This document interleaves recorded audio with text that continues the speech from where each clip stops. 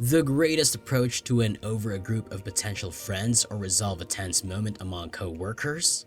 Mentioning fascinating information you recently learned.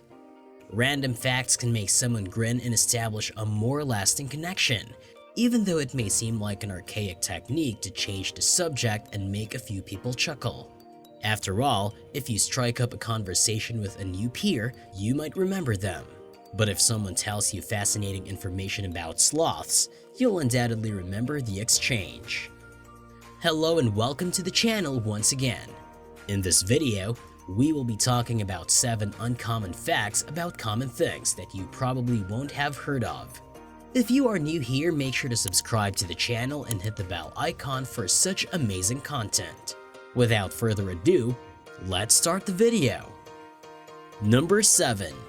Fireplaces in some houses have been kept burning for many years. While modern fireplaces are mostly employed as an aesthetic focal point, they have been an essential source of heat and light for thousands of years. All medieval dwellings, whether they were huts or manors, were constructed around a straightforward open hearth, which is somewhat similar to placing a campfire in the middle of a house. Talk about smoke inhalation. Families gathered around the fireplace to cook and eat, share stories, and fall asleep throughout Europe. The hearth fire was rarely permitted to go out since it was so crucial to daily living. Number 6. The fork used to be viewed as immoral, unsanitary, and a devil's tool. Actually, the Latin word furca, which means pitchfork, is where the term fork comes from. The aristocracy in the Middle East and the Byzantine Empire was the first to utilize dining forks. Maria Argyropoulina, a niece of Constantine VIII and Basil II of the Byzantine Empire, wed the Doge of Venice's son in 1004. She brought a small case of golden forks with 2 prongs, which she used during her wedding feast. The Venetians were astonished, and Saint Peter Damian declared Maria's death from the plague 3 years later as God's retribution. Saint Peter Damian then put an end to the fork in European history for the following 400 years. Number 5. The fork and chopstick are roughly 4,500 years old. The ones you come across the most frequently can be waribashi, throwaway chopsticks made of inexpensive wood that are common in Chinese and Japanese eateries. These were not created recently. In the 18th century, waribashi were used in the first Japanese eateries.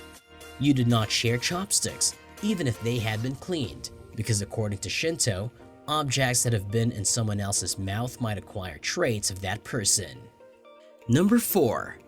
Keys weren't always pocket-sized.